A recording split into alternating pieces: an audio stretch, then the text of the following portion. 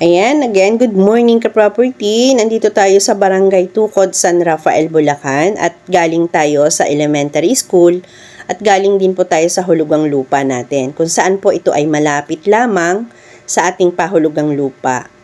Ito pong property na ito ay direct lot owner at ang sukat niya po ay 1,140. So, maganda po ang property dahil malapit po ito sa kalsada. Just in walking distance, bagaman hindi siya naka-frontage, ay malapit lang po dahil walking distance nga lang po siya. May right of way. Yan. Medyo lumagpas po tayo ng konti at babalikan ko na lamang po. Ito po ay binibigay ng seller at kailangan po ng pera. At least, ang down payment po natin ay half ng presyo. Ang presyo po natin ay 2.5. Yan. Nakamuhon na po siya, naka-approve plan na rin po siya, kaya lipat titulo na lamang po. So, doon po sa 2.5 ay meron po kayong half, at least half na down payment sa 2.5. At least 1.2 po, yun, o 1.3, yun po.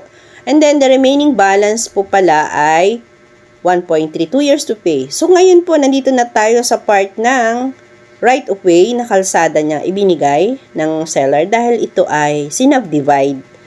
So, pag sinubdivide ay magkakaroon siya ng right of way dapat. So, tama po ito. At dito po sa dinadaanan natin, ito na po yung papunta ng tinutumbok sa kalsada. So, ngayon po kakanan tayo dahil ito pa rin po ay part ng right of way. Yan. So, dito po, umikot lamang po tayo dahil ang property po ay naandito sa pinagtumbukan na nilalakada natin na ito. Sa unahan lang ni Kuya, ayan po yung property na 1,140. Yan pong gitna na yan ay right of way pa rin kasi may property pa rin sa gawing left and right. So, dito po yan, nasa 5 meters po or 6 meters yung frontage niya. Yan. So, kasya ang sasakyan kung dito po manggagaling o mag-gate. So, dito may mga tanim na po siyang lemongrass. Yan. Dito po yung fence yan. Itong mga puno na ito, mga halaman na ito na saging, madre cacao. Ayan po yung perimeter fence ng lote. Yan. Nakabakod po siya ng alambre. So, yan nga. Ang mga tanim lang po siya sa ngayon ay lemongrass. Ayan, saging na naka-fence. Dito po sa unahan, natanaw ko at napansin ko na maganda yung area niya. Dahil dito pala ay mayroong isang potential na magiging pwedeng right of way. O pwedeng dito na lang din dumaan but sabi ng ating seller ay ito ay private property kaya dito ay may gate. Yan. So, dito sa right of way na to nila ay nandito yung muhon sa gate. Ayan.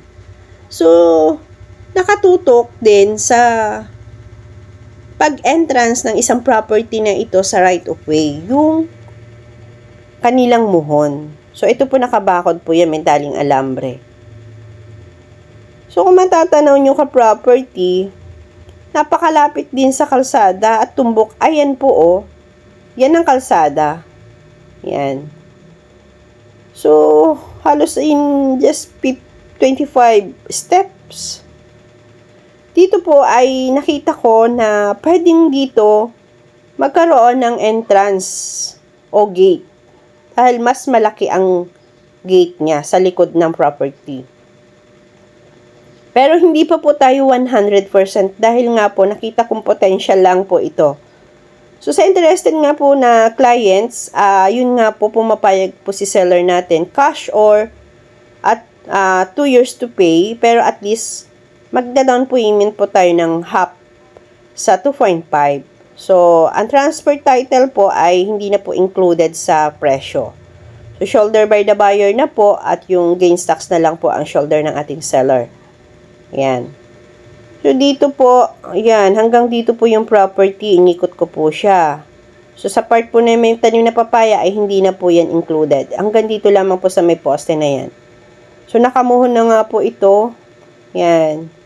So, doon po sa 2 years na contract na gusto ng 2 gives ay kailangan po at least 4 na bigay o 3 bigay, hindi po daw pwede ang installment na every month. Yun po yung condition ni seller. At least pumapayag po siya na installment. At least po, dapat malaki po yung bagsakan sa balance sa 1.2. Ganun po, or 1.3. Kasi half po yung hinihingi niya. Pwede naman na po ninyo magamit kasi may kontrata na po tayo. Yan. So, ito nga po yun ka-property sa mga interested po dyan na gusto mag-invest dito sa Barangay Tukod, San Rafael, Bulacan. Napakaganda ng lugar. Mataas at talaga namang garantisadong 100% na zero flood free tayo dito. Yan. Residential or farm lot, napakaganda. Bakasyonan, retirement, goods na goods po ito. Ang ganda ng kanyang lupa, mga ka-property.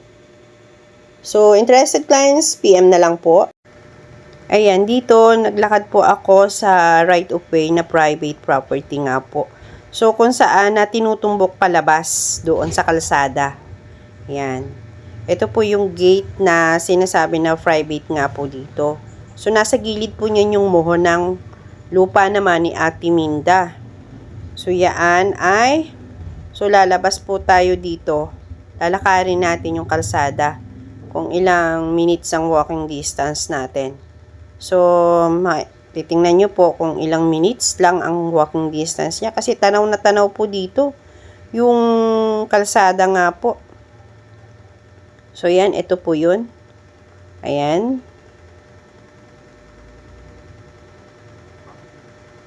So, yan. Ayan po yung view dito sa Tukod. Yan. Barangay Tukod, San Rafael. So, dito po kasi sa unahan ay may isang lote na naka-frontage. So, hindi naman po ito binebenta. O, yan. So, yan po. Not for sale po siya. Yung nakaalong road siya. So, ito nga po. Yan. Ito na po yung tinutumbok na kalsada. So, napakalapit. Napakalapit niya. So, ito na po yun. So, umikot lang po ako. Yan na po. Yan. So, kalsada na nga po yan. Kaya yung property po ay talaga namang napakaganda ng area. So, kung interested po kayo sa mag-site viewing, makita yung lugar. Yan. Personally, makipag-usap sa seller kung kayo po ay interested sa offer namin, cash or to give 2 years to pay or 1 year to pay. Depende po yan sa inyong available na budget. Yan. Pero yun nga po, discuss ko na rin po at first of all ay ayaw po niya ng monthly at gusto lang po niya kung 2 years to pay ay 5 bagsak, 4 na bagsak, ganun lang po ang dapat.